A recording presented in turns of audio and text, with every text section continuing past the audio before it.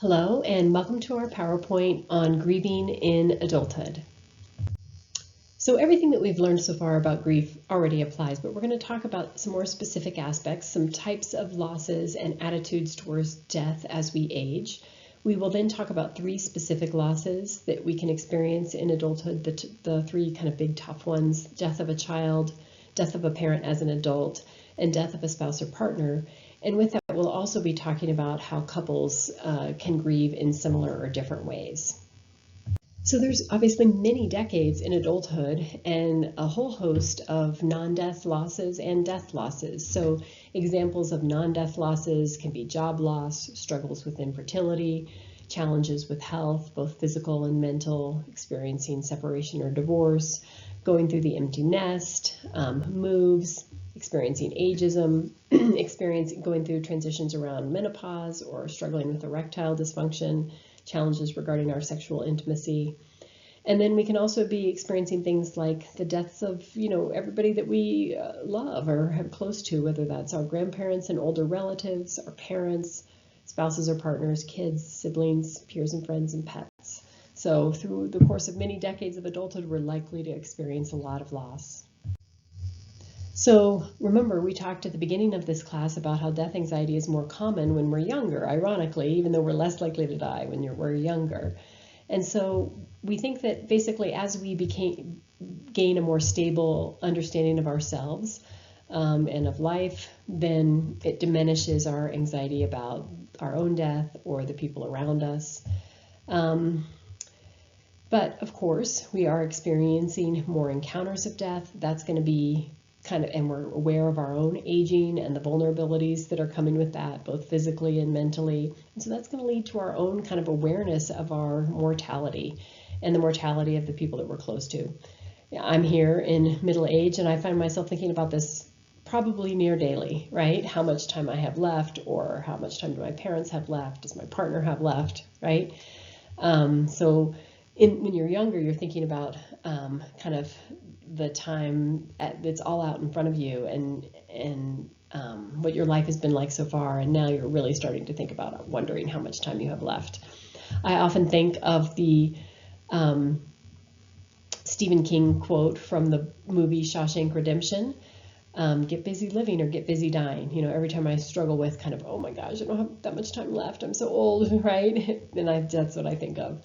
There's also a book, the 4,000 Weeks book, that's about kind of most lifetimes are 4,000 weeks long, and asks you questions like, okay, at what age you are, how many weeks do you have left? So at 50, I have like 1,500 weeks left of life out of those 4,000 weeks.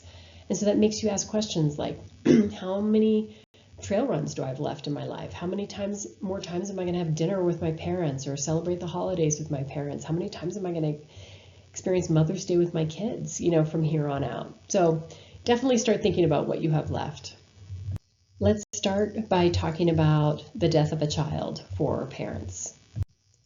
So Jeffries has pointed out kind of three hallmarks of experiencing the death of a child for parents. The first one is that parental grief following the death of a child is going to be more intense, more severe. It's going to be longer, much higher risk of complicated grief, because this is known for being one of the worst losses, in part because parents aren't supposed to outlive their children. And so it is that sense of this upside down world.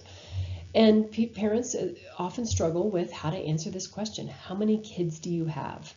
So do they say, I have two living and one in heaven, or one who has died? Or do they just say, I have two living? Or they say, what do they say, right?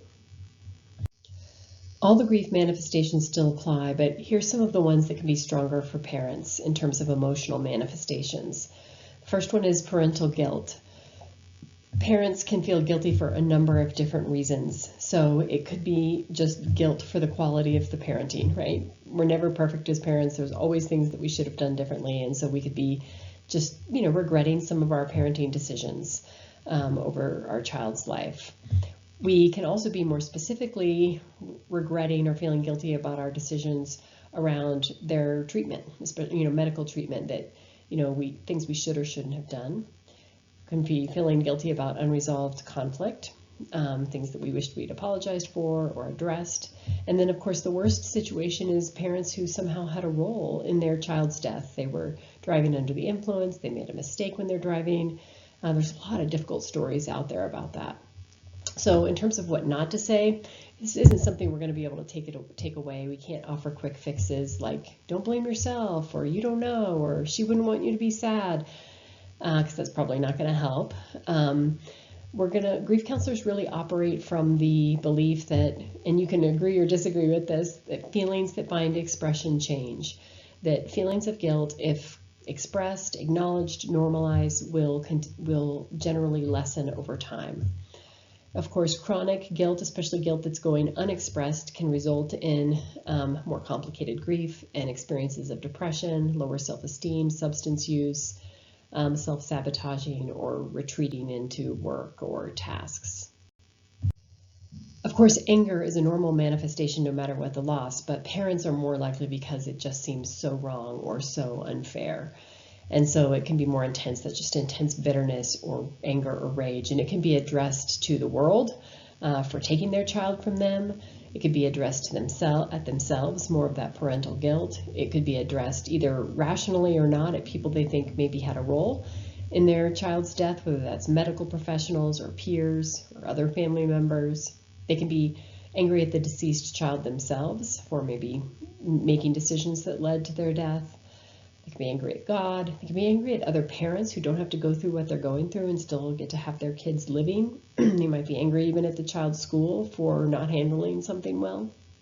And again, we're kind of operating on the idea that if expressed, acknowledged, and normalized, parental anger will lessen over time, not within days or weeks, but months or years.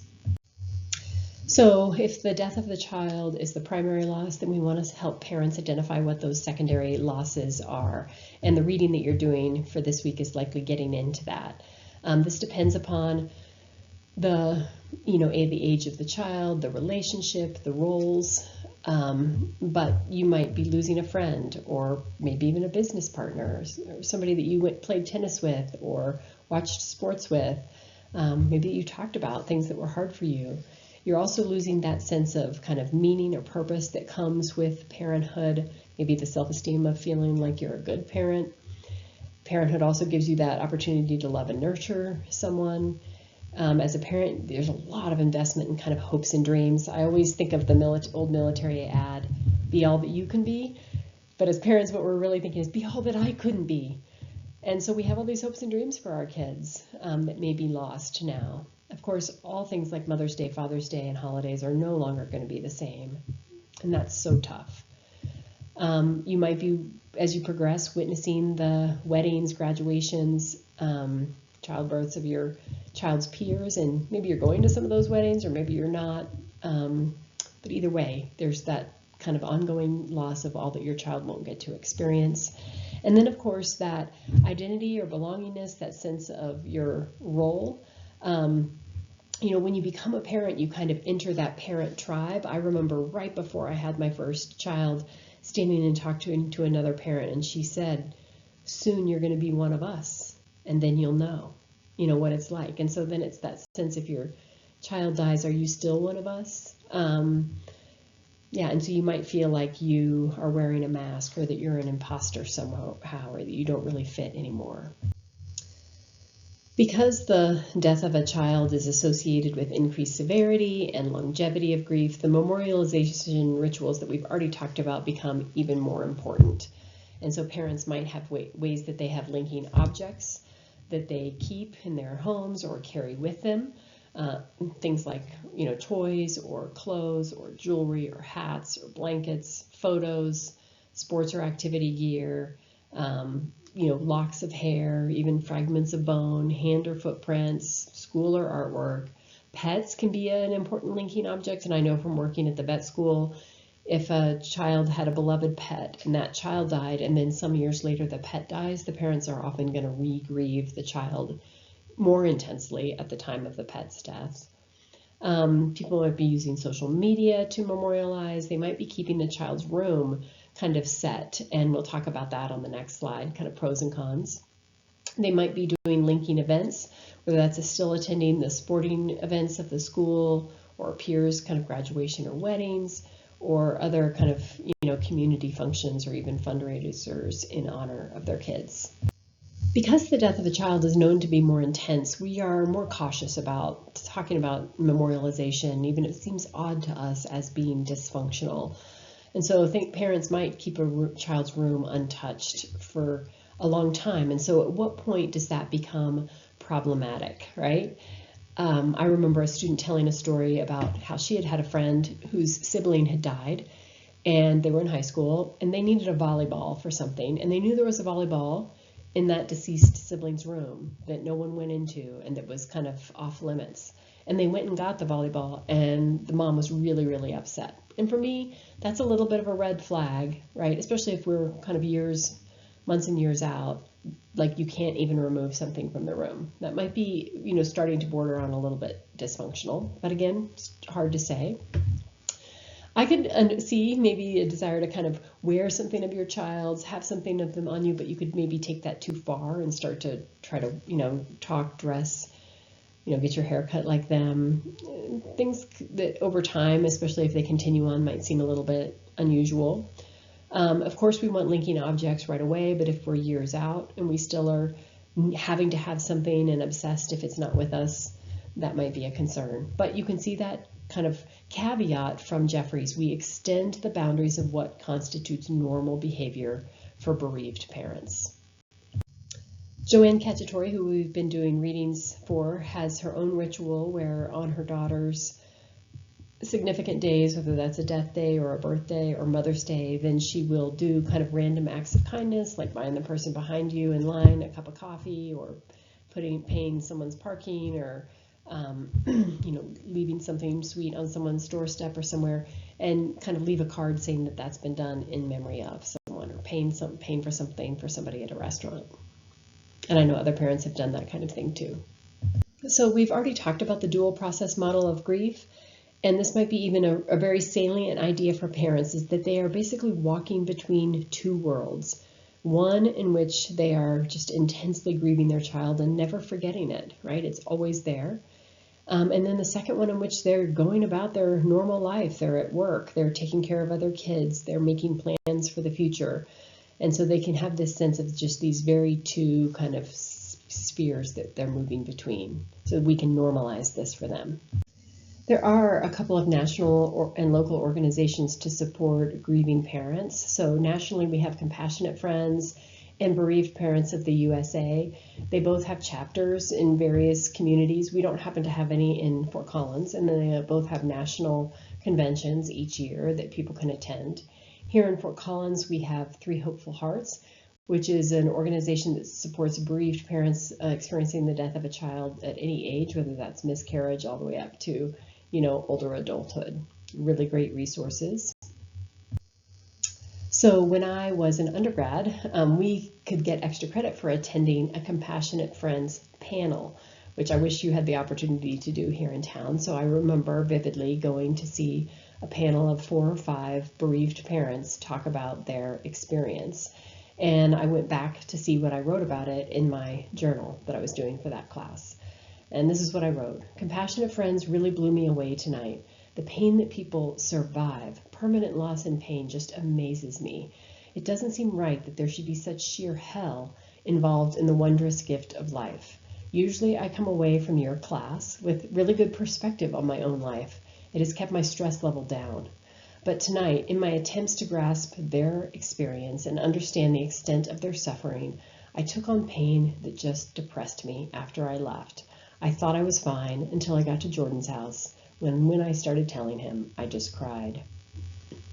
I remember the parents talking about what a hard time they had answering that question, how many children you have, how much they wanted to hear others say their child's name. And I remember this vivid story of this woman talking about not being able to sleep at night, and so she would get into her car, and this was in Tallahassee, Florida, which has a big circular road around the outskirts of the city called Capitol Circle.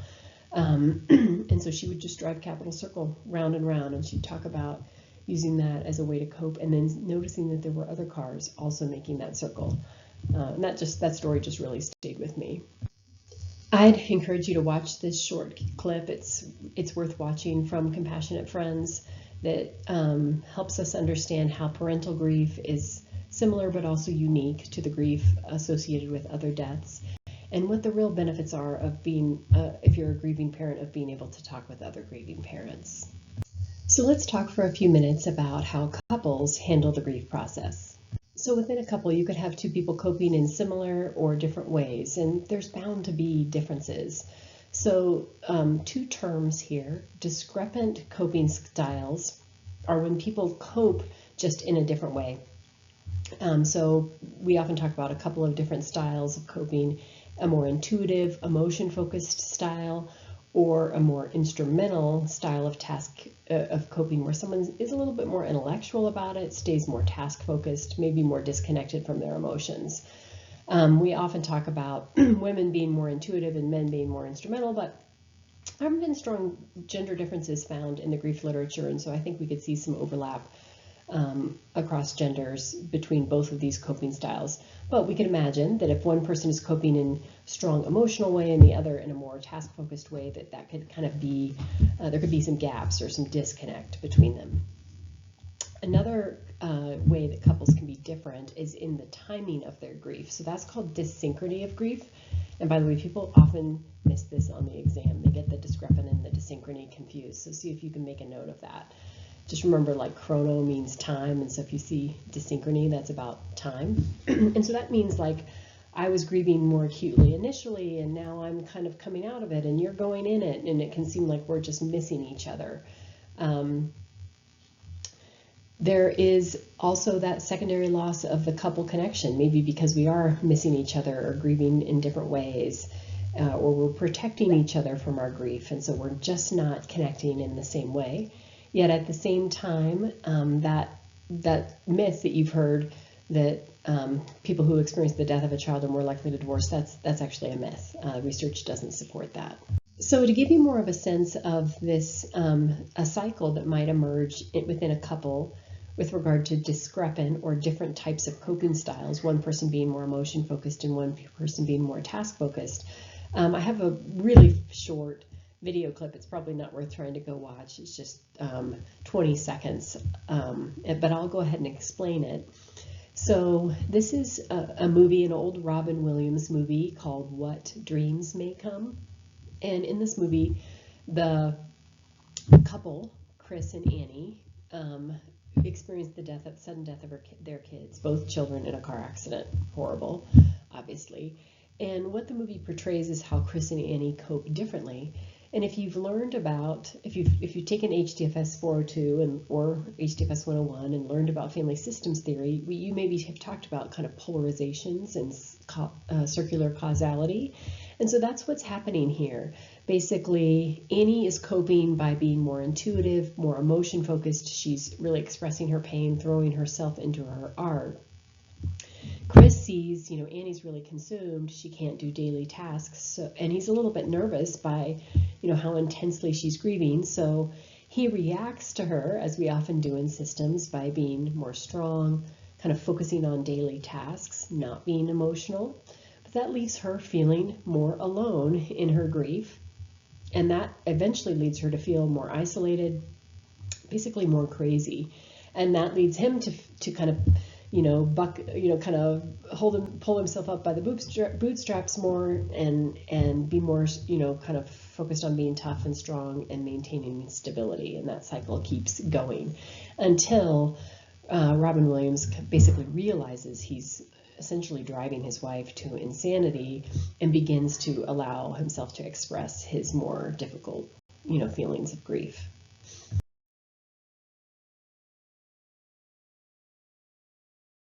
Let's talk about our last two categories of losses that we're going to cover, death of a spouse or death of a parent as an adult. So I'm just reminding you of the factors influencing the grief model. Both of these types of losses, death of a parent, death of a partner, are going to depend on these factors: the nature of the person who's grieving, the person who died, the death event, and social factors. And I'll highlight a few things related to that. So we know the characteristics of the death event are going to affect things. You can see the leading causes of death vary by the age in adulthood. So it could be a more sudden death. The most common ones are heart attack, accident, and suicide. We'll be talking more, for example, about suicide, a stigmatized loss at the end of this class. Or it could be more of an anticipated death, like cancer, chronic diseases, or dementia. And these are all hard, of course. We often think of sudden deaths as even tougher. Grief counselors will talk about that there's kind of this optimal length of caregiving. On the one hand, having someone die suddenly and not being able to say goodbye or resolve conflict is really tough. On the other hand, caregiving for too long can lead to caregiver burnout, and that can be challenging as well, especially in the cases of dementia. So I don't know what the optimal length of time is. My mom always used to say it's 6 months of a more intensive caregiving, but I don't actually know if that's true research-wise. And then, of course, in the case of dementia, like we've talked about, it's a form of ambiguous loss, and we may have been grieving the person because they're not really present anymore long before they died. In terms of the secondary losses associated with the primary loss of a spouse, again, it's going to depend upon the length of the relationship, the quality of the relationship, the roles that the partners had in each other's lives. Hopefully, your spouse or partner was a secure base for you, an attachment figure, a safe haven. And then, of course, that's what you're losing, is that person that you could turn to when you were in distress, who brought you comfort, who you knew was there for you no matter what you had going on. Hopefully your partner was also someone who provided you with companionship. And so now you're missing that, right? Just that kind of day-to-day, moving through your lives together, bearing witness to each other's lives. Often your partner is the one maybe you had the most touch from, whether that's hugs or sex or kisses or snuggling at night, right? Holding hands. And so the loss of that, just the physical comforts. Hopefully your partner was somebody that you were traveling and doing things together at least some of the time. And so now you don't have that person. You probably had other couples that you went out with or did things with or traveled with. And now it can feel like, is that still appropriate for you to be the third wheel? You might end up losing some of those couple friends. Of course, it could be a time where you lose financial security. And then, of course, most couples who've been together for a long period of time develop the own things that they do. I know I do some things and my husband does some things. And if something were to happen to one of us, then we have to pick up the other's tasks. And the death of a parent in adulthood is again going to depend on a number of factors that are associated with the factors influencing the grief model. So what's the meaning of your relationship with them? How did you make sense of their role in your life? Were they a protector? Were they an advisor, a provider, your emotional support, your friend? What was the role or roles that they played? What was the quality of the relationship? How much unresolved conflict was there?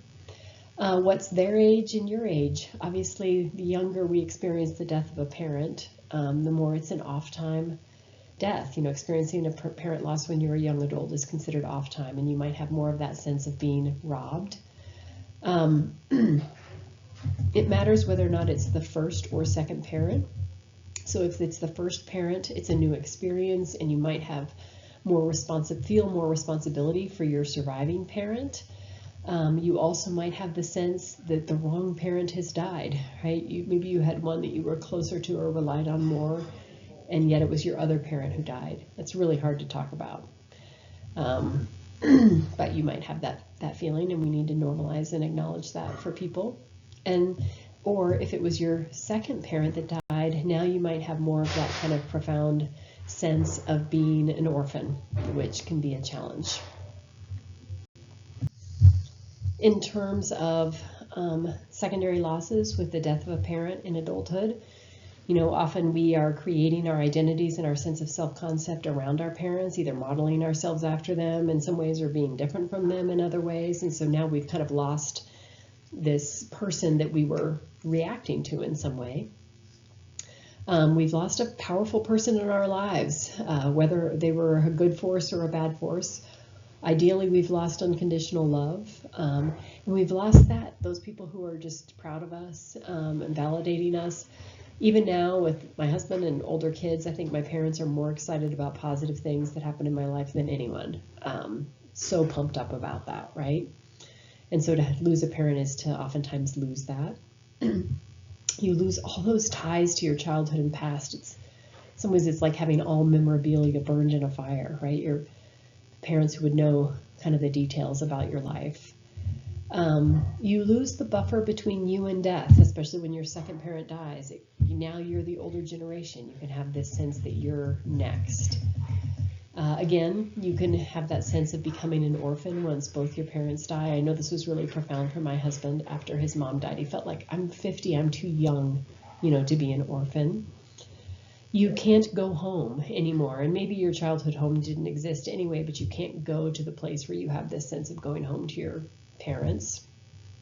You also lose any future opportunities to have a better relationship with them, to have them present at major events in your life for your children, or to take care of them. And so just the loss of future experiences, all the things they would have loved to see or you would have loved to have them there for. Again, you might be losing financial stability, and again, maybe family gatherings are different, or maybe they're not even happening, now that this person has died. So again, we want to be helping people who have experienced the adult loss of a parent to name the secondary losses, and we want to acknowledge and validate those. All right, you all, you made it to the end of another difficult PowerPoint, so take some deep breaths. Try to shake it off, let it go, talk to people, debrief, and enjoy the rest of your day.